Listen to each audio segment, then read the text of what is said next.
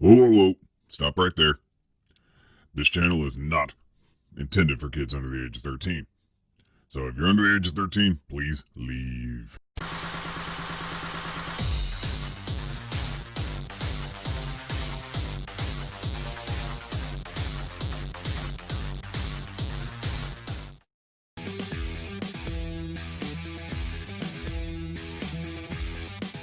Hey everybody, Arthur here with another unboxing video. Today we have Mezco's 20 Years, Silent Screamers, Nosferatu 1922, and I'm so happy to have this figure. I passed on it when they announced it because I didn't think I was going to care for it, but then I started seeing pictures and reviews and I was like, I gotta have it. And if you guys are familiar, some of these Mezcos resell for some crazy prices, but within the collecting community, I ended up finding another collector that had it, didn't want it anymore, and we did an even trade for a Thousands Toys San Diego Comic-Con synthetic human. So I am super grateful that trade went through because this figure is awesome, and it comes in that metal lunchbox, tin, whatever you want to call it, and it has amazing artwork on it. We got the sticker there that does say 20 years and has the Mezco logo right there.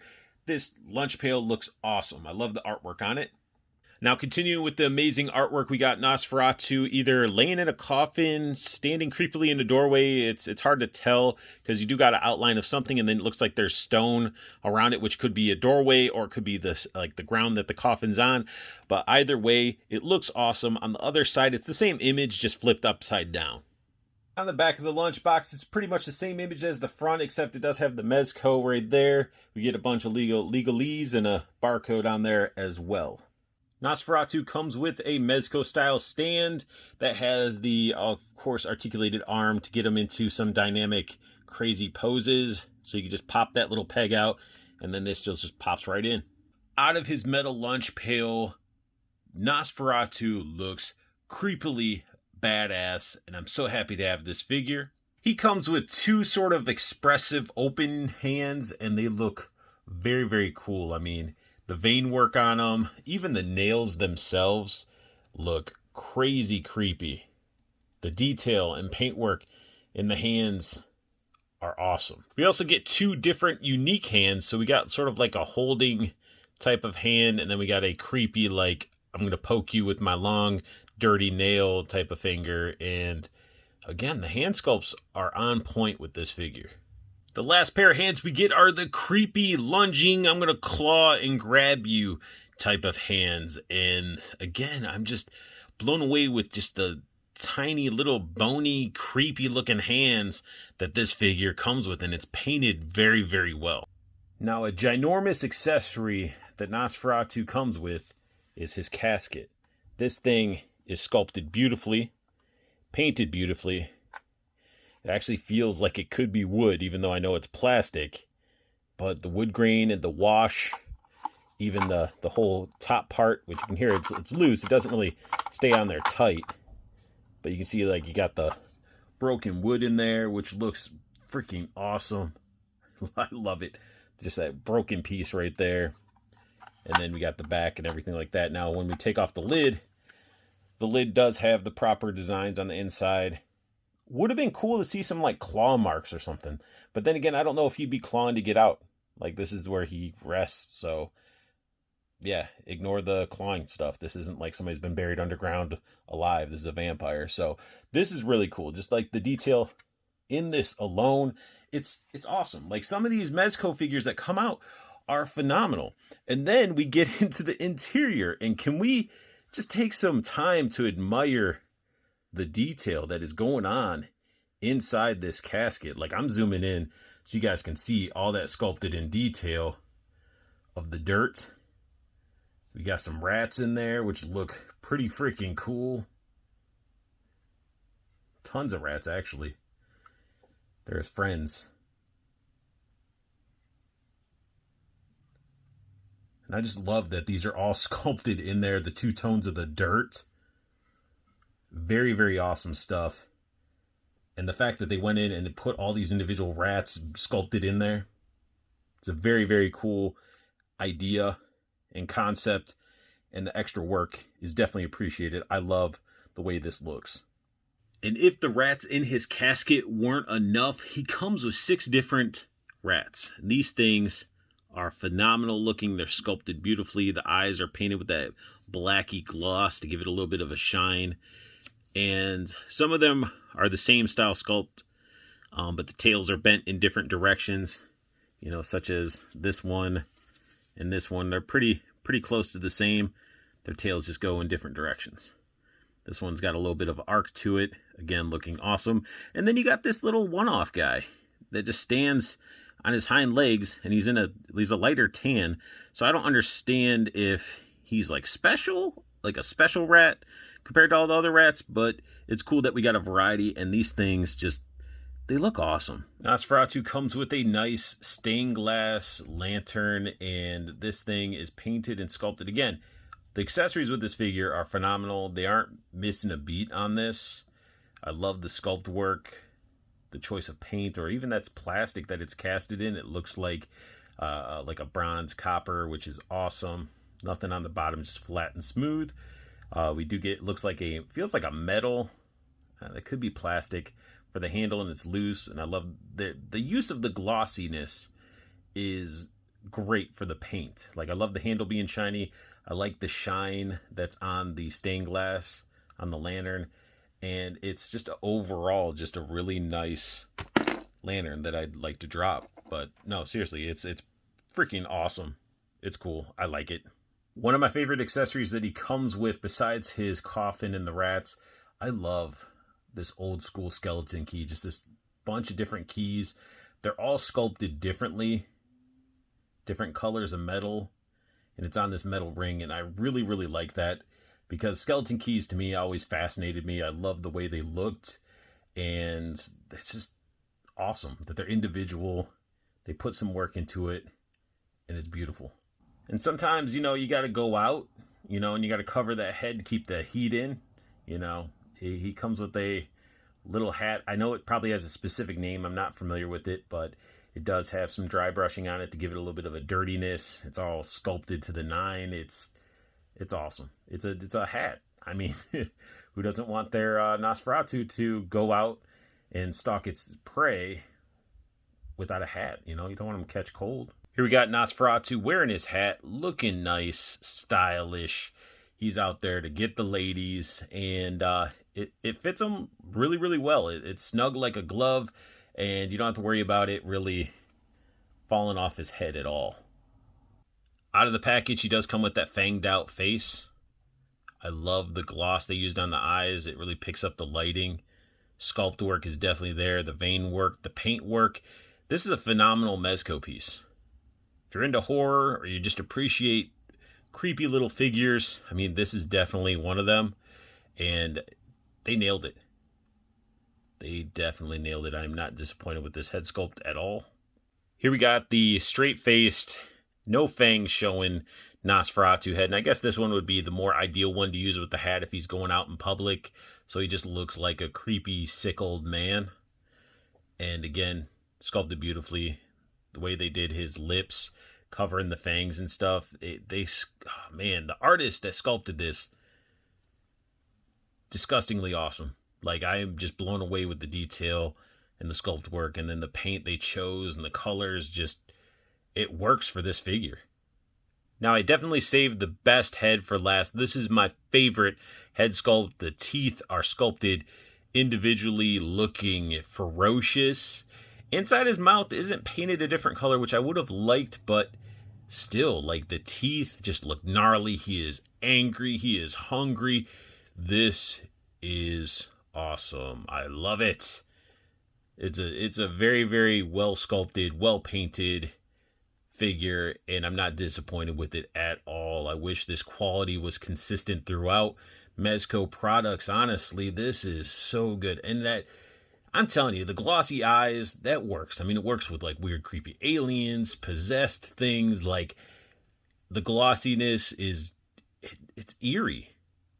Taking an up-close look at Nosferatu after looking at his head sculpts, we got to take a look at his clothing, and it is awesome. Just this brown, nasty-looking jacket. You can actually see they dirtied it up around the sleeves. They tattered it around the sleeves and down the bottom. It really looks like this dude's been laying in dirt. And it's sewn very, very nicely. It's actually a well done. Soft goods jacket. It's not overly poofy. It's really, really well done. The collar's done nice. This one wants to sort of pop up a little bit. But the buttons, those are all plastic. Looks great. The sewing going down it.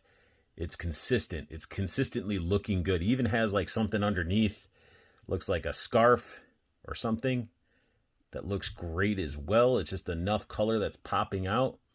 Then we get into his hands and his arms. His arms are done in that gray with sculpted on veins and stuff. Those, again, just go into the hands and look nasty. The nails. It's a freaking awesome figure. And I can't say it enough. I mean, he even has little like Peter Pan tights. Those are dirty as well. And we get his little boots, little booties that look like they've been made from leather. They got the stitch work on it and everything like that. And we got the soles. They even look a little worn and stuff. It's a very, very nice looking figure throughout. But I mean, I understand you got to really get into this style of character or be into creepy things. It's very, very cool. Now, before getting into the articulation, I do want to take some time to admire the awkwardness of proportion. So the figure itself is definitely proportioned very awkwardly and uncomfortable, but not like overly exaggerated. You know, like look at his shoulders. He almost has like almost like a hunchback look to him. Definitely has some deformities, and it adds to the creep factor of this guy. Now, diving into the articulation, his head can look down, can look up quite a bit. You know, you get the little bit of attitude, like you get all the range and articulation that you'd want in his head like you would with a Mezco figure. Now his arm, even with his jacket, it does tauten up right there. He can get it up that far. He doesn't feel like a bicep swivel in there. We do get a single jointed elbow that goes up quite a bit. We get the wrist rotation, wrist bend. He does have articulation in his abs quite a bit, so he can lean forward, get them all looking down, get them all looking back. Like he can look back quite a bit. Even has some side to side. So I think there's a articulation here and even down at the waist, which is awesome. So getting his arms out of this way, we can get down to his legs. He can do the splits quite well. Don't want to overdo it because you don't want to tear these, because these tights are very thin. And he can get his leg up that far. I don't want to push it. He does have double jointed knees, which again look great.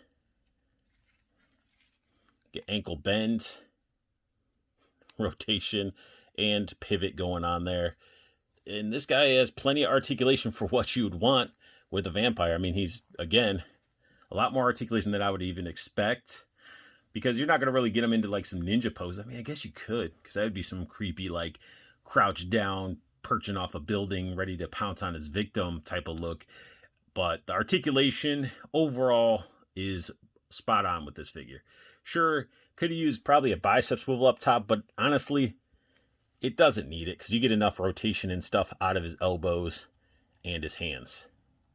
This figure has so much potential for figure photography. It's blowing my mind. You just have him going out with his lantern as if he has to go pick up some groceries, or he's just walking around his castle or whatever he may be living in with his lantern. The rats are parting away from his feet because it's just filthy and dead where he's living, and it looks awesome. That hand holds onto the lantern very well. The hat just adds even more character to this figure. It's phenomenal. I'm telling you guys, for you figure photographers out there, all you have to do is add some mood lighting in there, and it just makes this figure pop even further. The potential with this figure is ridiculous. Here you could just have him without his hat, the alternate head, and have him carrying around his lantern with the keys just resting on one finger with the rats all around him and stuff like that. It's a very fun figure. So you can get Nosferatu posed up, ready to attack or chasing his victim or just ready to pounce. He's looking very wicked, evil, and he just looks thirsty. And you can even get some other figures from other lines. And you can just have it like Doggo, ah, running away from them. It's awesome. And I'm gonna bust out some mood lighting, and I do give anybody a heads up, it will be a strobe light. So I just want to see how this looks. So if you're affected by strobe lights, just definitely skip a little bit ahead so you don't see the strobing effects. Telling you guys, with your video photography or just posing or just recording videos, lighting will definitely add so much more to the figures, and this strobe light definitely makes this figure awesome. I love this look, especially with the strobing. He just looks like he'd be hopping out of the shadows. Putting Nosferatu in his bed looks great. The gloss in the eye picks up that little speck of light, and it just adds more to that creepiness that this figure should be bringing to the table, because he is a vampire. And I have him with that angry look, and just how the lighting can angle, and you can see his teeth and everything like that. It's awesome. And I mean, it's taking him out of his little home. I mean, man, I can't get enough of this figure. Man, oh man, this figure is phenomenal. I'm geeking out about it because what it comes with, accessory wise, the sculpt work, the paint work, the soft goods, like everything is on point with this figure. It reminds me of back when I got Popeye, and that was like one of my first Mezco figures in hand. I was just like, oh wow, Popeye was fantastic. And this Nosferatu is on that level. So if you guys see him for a good price, don't sleep on him whatsoever. Like, this figure is badass. And for a Silent Screamers, and for a vampire that a lot of people haven't even seen the original film, they're still buying it up. This figure is phenomenal. I mean, look at all the rats and stuff that I posed up. He's coming out of his casket. It's wicked. So now I could change out his hands again, his portrait. We can move around his accessories, get him in different poses. But we're going to be here all night if I keep doing that. It just shows that much potential out of this figure. And that's really what we want in figures, is posability, playability, and just having a really nicely sculpted, well done figure. And Mezco nailed it with this figure. And that sums up my unboxing and review of Mezco's Silent Screamers Nosferatu 1922. If you guys like what you saw, please hit that thumbs up. If you're new to my channel, hit that subscribe button for me. It'll mean the world. And I want you guys to make sure you guys hit that silver bell notification if you want to know when I post up a new video. If you want to get those alerts, just hit that silver bell notification. But also check out Toyco Toys and Collectibles. You got the website down below with the pre-order code for you guys to get free shipping. And he does have Mezco figures for sale, and he also has them when they come out for pre-order. So make sure you check out that pre-order group on Facebook, because you can join up. It doesn't cost you anything to join in. Keep in the know with what's coming out and be able to obtain some of these amazing prices of his pre-orders, because he is phenomenal with Toyco. Andrew just puts all his figures up and his pre-orders up, and the pricing is mind-blowing. So definitely check it out. And most importantly, I want you guys to have the best luck hunting, keep on collecting, and have a beautiful day, and have a happy Halloween. You guys be safe out there, and hopefully you get plenty of treats and less tricks.